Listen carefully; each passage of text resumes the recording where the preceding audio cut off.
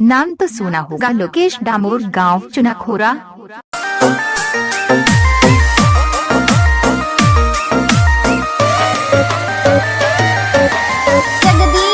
नाम तो सुना होगा लोकेश डामोर, गांव चुनाखोरा।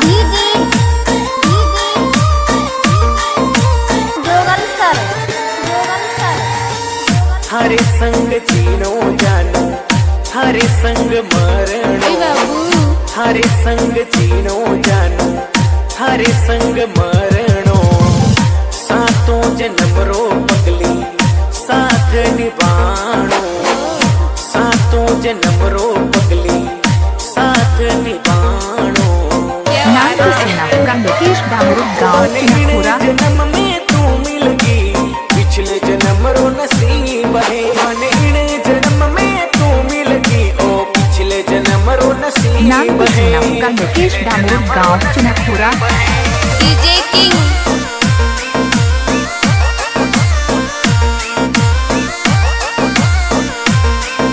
नाम तो सुना होगा लोकेश डामोर, गांव चुनाखोरा।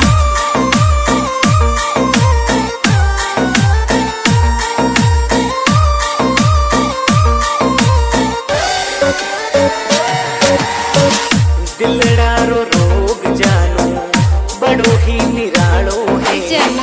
दिलडारो रोग जानो, बड़ो ही निरालो है। नाम तो सुना होगा लोकेश डामोर, गांव चुनाखोरा। ओ थारो दीवानो है, प्यार माई पागल पगली, ओ थारो दीवानो है।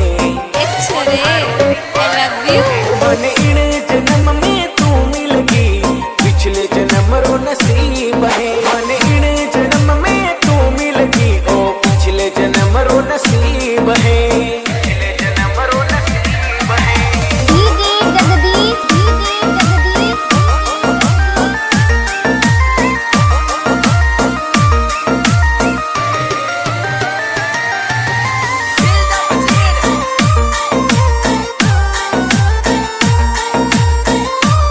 नाम तो सुना होगा लोकेश डामोर, गांव चुनाखोरा।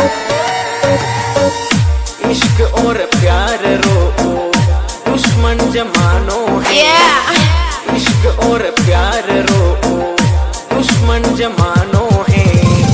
मरता मर जानो पगली, प्यार ने निभानो है। मरता मर जानो पगली, प्यार ने निभानो है। मन इन जन्म में तू मिल गई, पिछले जन्म रो नसीब है। मन इन जन्म में तू मिल गई, ओ पिछले जन्म रो नसीब है। पिछले जन्म रो नसीब है।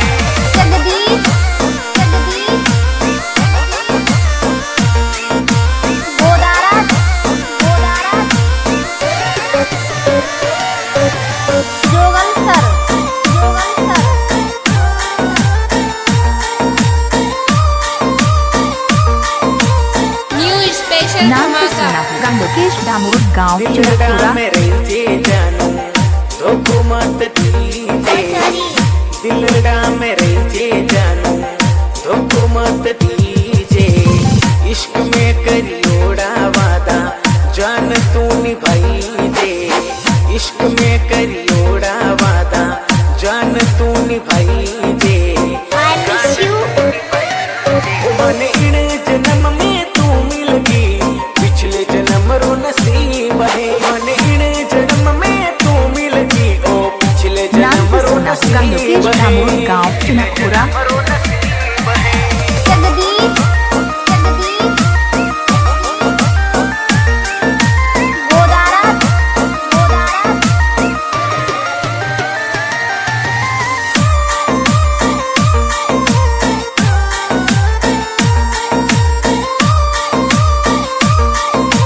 प्ले बॉय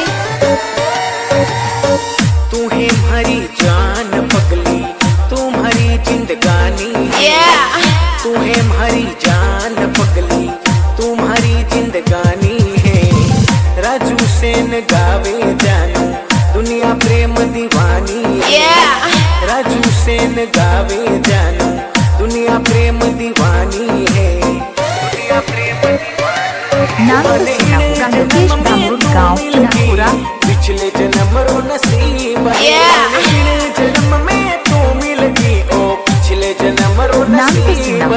लोकेश डामोर गांव चुनखोरा। नाम तो सुना होगा लोकेश डामोर गांव चुनखोरा।